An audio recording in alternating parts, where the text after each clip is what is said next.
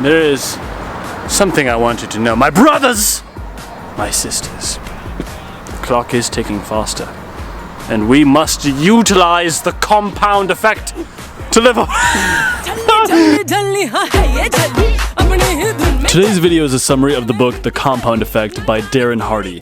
This is an idea that has been captured by many writers, such as Jeff Olson, the author of The Slight Edge, and the speakers from the Japanese era of automotive industry who talked about kaizen, the notion of small, incremental gains, when collectively, placed over time, done consistently, can yield enormous results. This is in some ways the single most important thing that you can remind yourself on a daily basis. I truly believe that. So often when we're chasing these big goals, these large ambitions that feel so etheric, so far away, at times so desperately impossible, we feel like giving up, and we think, you know, the best thing to do is just to not aim so big, to not have really any extra drive, because it'll just lead to disappointment. And I think an important thing to remember in those times, in those moments of desperation or just frustration, to remember that everything is a process and everything has a natural order of things, a natural cycle. I had an acting teacher who said once, you know, if you try to get a job every day and you just go all in, you know, all the time, just trying to get that result, it's like you're overwatering a plant. The important thing is to just show up to the right work every day. With time, with the compounding effect of time, the result will come. And so this is an incredibly important idea, and it's something that I want to talk about today. So here's what the compound effect says. The compound effect is the principle of reaping huge rewards from a series of small, smart choices. What's most interesting about this process to me is that even though the results are massive, the steps in the moment don't feel significant.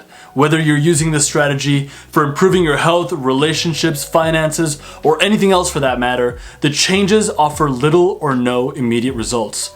Most people get tripped up by the simplicity of the compound effect. For instance, they quit after the 8th day of running because they're still overweight. What they don't realize is that these small, seemingly insignificant steps completed consistently over time will create a radical difference. The author gives a really great example, a hypothetical situation of 3 friends that I just want to read to you.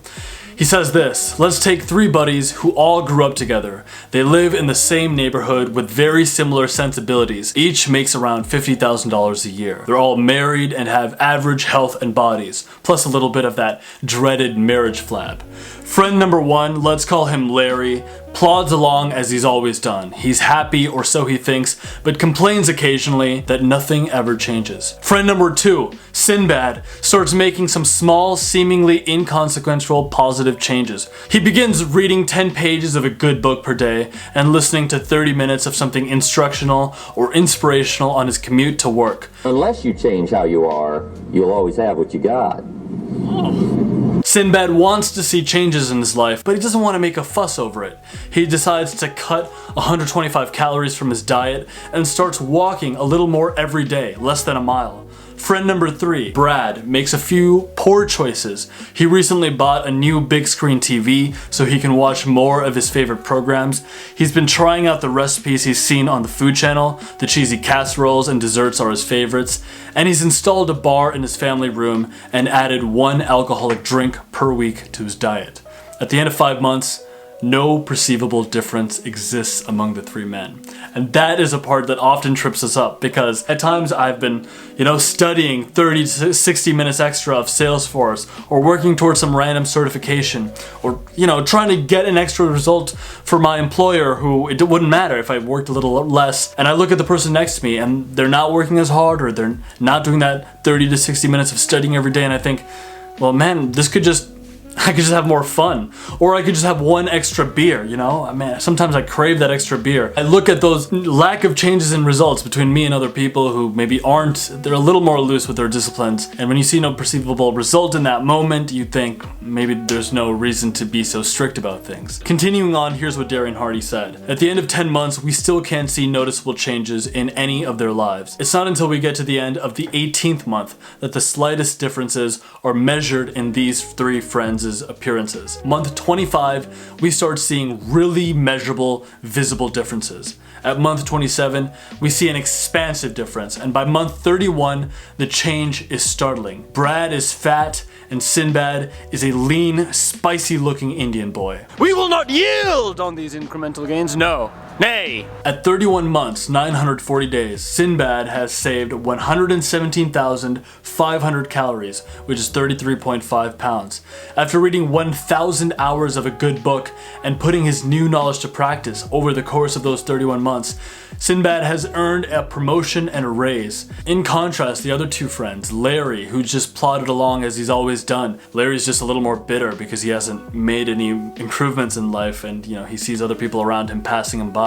Brad, the third friend, who made a couple of seemingly poor choices. He's definitely far more overweight at this point. He's got thousands, hundreds of thousands of more calories that he's consumed over those 31 months. He's gotten in a worse relationship with his wife because all that extra weight, all that extra fatigue, the slight tiredness and grumpiness that kicked in for Brad because he just had one extra alcoholic drink every night, which made him sleep a little less good, which lowered his testosterone, which made him less fit overall. Plus he's eating those cheesy casseroles.